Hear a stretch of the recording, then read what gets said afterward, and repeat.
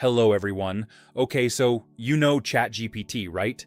It's smart, but it doesn't know anything about your stuff, your notes, your company's docs, your weird niche hobby. What if you could build a version that does? That's what we're doing today. No PhD required. So first, some quick vocab. There's this thing called a base model. Think Llama, Mistral, stuff like that. These are AI models that already know a ton of general stuff.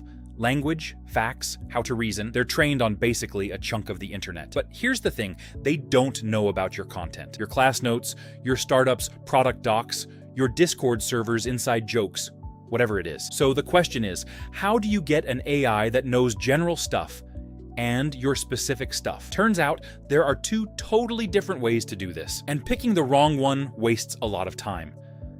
So let's break both down. Option one is called fine-tuning.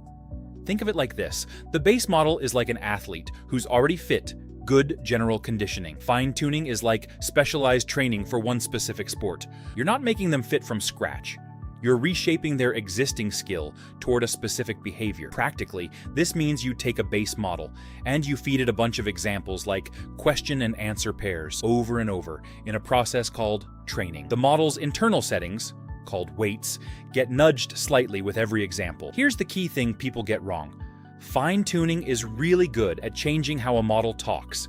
Its tone, its format, whether it's formal or casual, whether it always answers in bullet points. It is not reliable for teaching a model brand new fact. If you fine-tune a model on your grandma's cookie recipes, hoping it remembers them, it might not actually recall the details accurately. It might just start talking like a recipe book without actually retaining the recipe.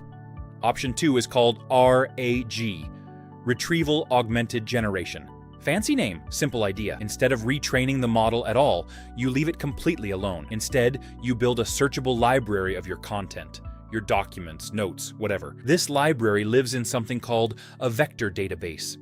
Basically a smart filing system that understands meaning, not just keywords. Then, when you ask a question, here's what happens behind the scenes.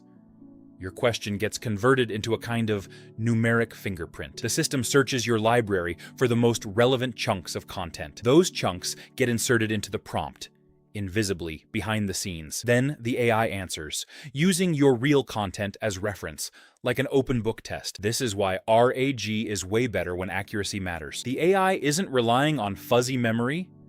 It's looking the answer up every single time. So if you want an AI that answers questions about your specific content, like your class notes, your company wiki, your personal journal, you almost always want RAG. You almost always want RAG, not fine-tuning. Fine-tuning is for when you want the AI to sound a certain way, or always respond in a certain structure. RAG is for when you need it to know things accurately. Quick answer to the question everyone asks: what actually changes after fine-tuning? The base model's core knowledge and reasoning ability, that mostly stays the same. There's a popular technique called LoRA, low-rank adaptation, where instead of retraining the whole model, you train small adapter layers. Small adapter layers that sit alongside the frozen original model, cheaper, faster, and reversible. So to recap, base model equals general intelligence.